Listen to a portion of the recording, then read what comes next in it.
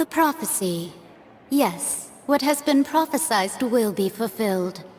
You may view such things as the history of the future. Then what if someone told you one day that this place would be closing soon, and you wouldn't get to eat cake here anymore? What would you think? Wow! If it isn't the Traveler and Paimon! Oh, have you seen the article I wrote about you? Ha! You've got some nerve! You just used us to make some quick mora! Oh, you needn't worry about that. I heard that you were in Poisson some time back, so I sent you a letter to discuss just that. It appears you didn't receive it, though. It's all right, though. I've set aside the amount intended for you. I've even set the table with some food. Really? Oh, you're the best! You're almost a little too easy to win over, Paimon. If I were a journalist with ulterior motives, you'd be in trouble now, you know. Oh, Paimon knows you're not like that. Still, what brings you here all of a sudden? Were you looking for me? When Mona mentioned you, we thought of coming to see you at work. I see. It seems you've already bumped into Mona here in Fontaine. So she mentioned me? What did she say? She said that you're a real daredevil of a journalist. Nice. In which case, can this daredevil journalist dare to request an exclusive interview with the legendary Traveler and Paimon? Huh? So your article in the paper today doesn't count? Oh, of course it doesn't. That was more like live photography. What I'd like to do is dive deeper and ask you to talk about the things you've seen and experienced. Yeah, are we even qualified enough? Why not? If I say you're worth an interview, then you're worth it. But not right now, of course. I'll need a few days to prepare. Oh, in that case, we'll just chat when you have the time then? Oh, so that's a yes? Ooh, splendid! I'll tell the editor-in-chief immediately. I'll have to apply for lighting, a venue, some props, and... Whew, so much to get done now. Talk to you later. Wait, Charlotte, Paimon's still got a question for you. And what's that? If, just for example, Fontaine were to be flooded tomorrow, what would you do today? Huh, that's the prophecy you're talking about, isn't it?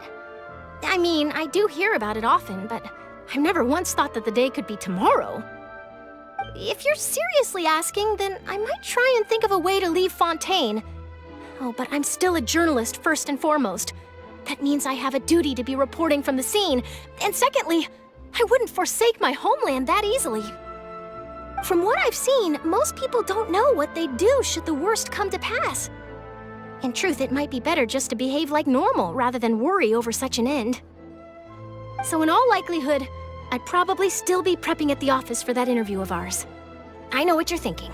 That sounds a bit sad, but I've always believed that it's best to do what you enjoy. Just think about it. If this nation really were to be suddenly destroyed tomorrow, but I still successfully finish an exclusive interview with a truly unique person, then the story I would wind up writing would truly be timeless.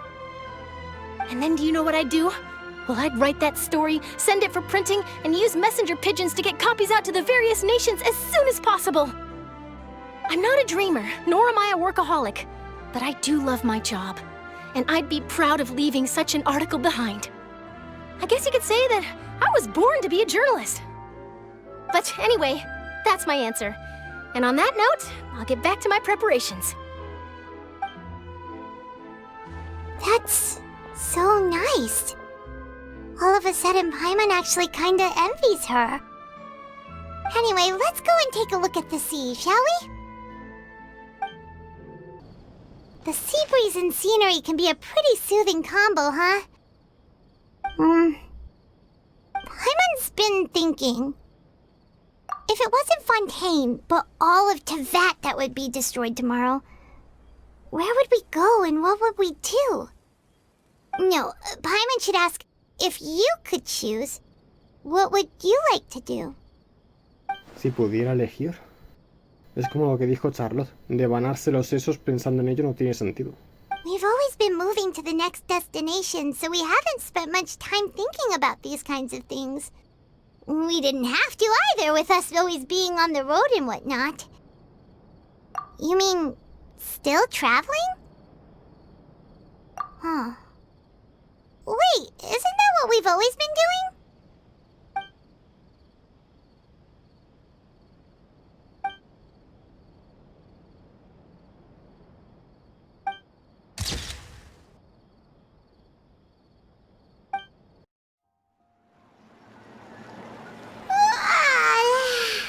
Feels like you'll grow mold if you stay here long enough.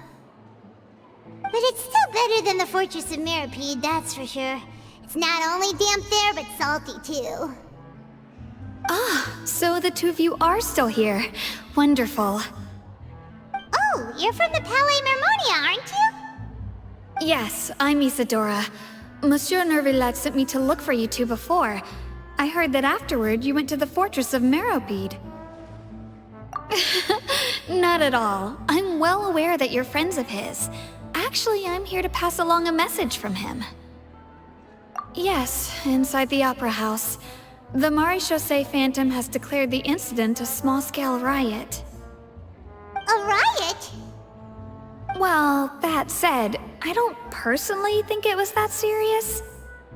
Lady Furina was watching a performance at the Opera House, and while she was resting during an intermission, some other audience members suddenly started harassing her, loudly accusing her of doing nothing about the prophecy crisis. And before she could respond, others started to join in. The crowd continued to grow, and protests against the Hydro Archon started to break out. So people have started to put the blame on Furina. Guess they finally found an outlet for the pressure they've been under due to the prophecy. I agree.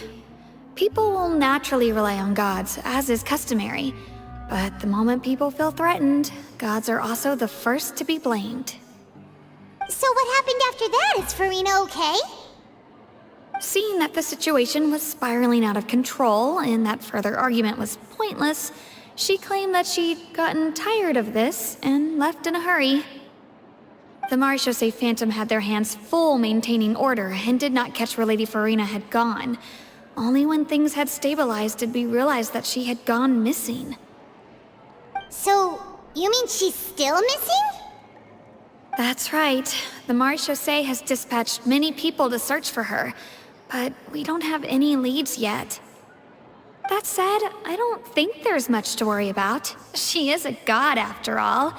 Even if she were to fall into the hands of rioters, what could ordinary people do to her? Good. Monsieur Nervillet sent me to tell you about the situation, but he didn't say anything else. Don't worry, this is more than enough to go on. Thanks for keeping us informed. Ah, is that so? Well, all right then. In that case, you two take care. I'll be heading back to the Palais now.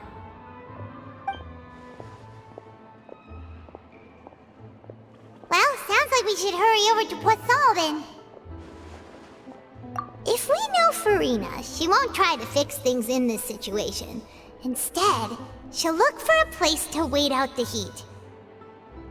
And, as we also know, she may be loud and dramatic, but she doesn't have a heart of stone. When Nervillet was talking to her in the Palais Mermonia, and she heard about Poisson, she couldn't hide her sadness and remorse. It would be hard for her to ignore being accused by the public today. Paimon thinks Furina's probably taken the opportunity to slip away to Poisson and try to relieve the sense of guilt that she's feeling. Huh! Well, what do you think? Paimon knows the answer, of course, but Paimon can do the analysis to back it up too. Cool, huh? In that case, there's not a moment to lose. Poisson, here we come!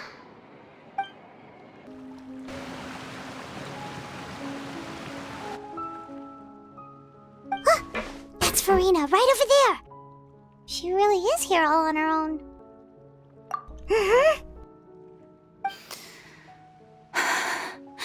Should I just give up? This is all meaningless. What was meant to happen did happen after all. Everyone's dead. I'm sorry.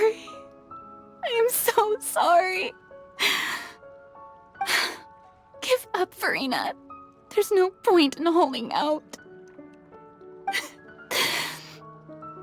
I'm sorry. But what can I even do other than to repeat meaningless apologies over and over? Who's that? Don't worry, Furina, it's just us.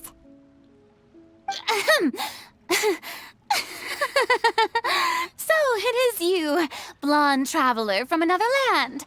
Why, I almost thought you were someone from that mob of my ignorant subjects, come to kneel and beg for my forgiveness. Furina, you were crying just now, weren't you? The tear stains on your face are obvious. What do you mean, tear stains? Oh, I remember. The show at the Opera House earlier this morning was so moving. I'm still trying to process it. Who did that uncivilized rabble think they were, disturbing my enjoyment of the arts? They even dare to tout their Archon. I must teach them a lesson. I can just imagine their twisted and frustrated faces once they realize that I'm nowhere to be found. Oh, and I'm sure Nouvellette and those people from the Maréchaussée Phantom are freaking out right next to them, too.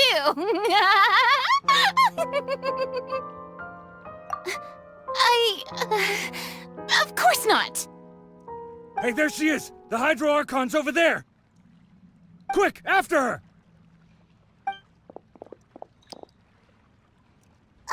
Furina, those people seem to be after you. They are? They're just some rabid fans who want to cut the line because they haven't been able to meet me in person, aren't they? That's against the rules. I can't let them get their way. Furina just ran off! Quick, we have to catch up with her!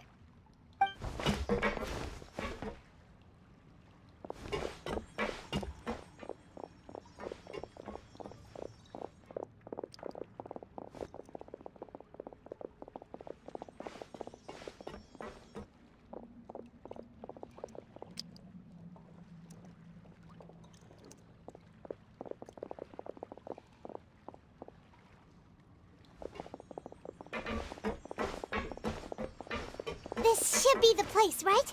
Hey, Furina! There's a good hiding spot over here. Quick, come to Paimon before the rest of them catch up to you.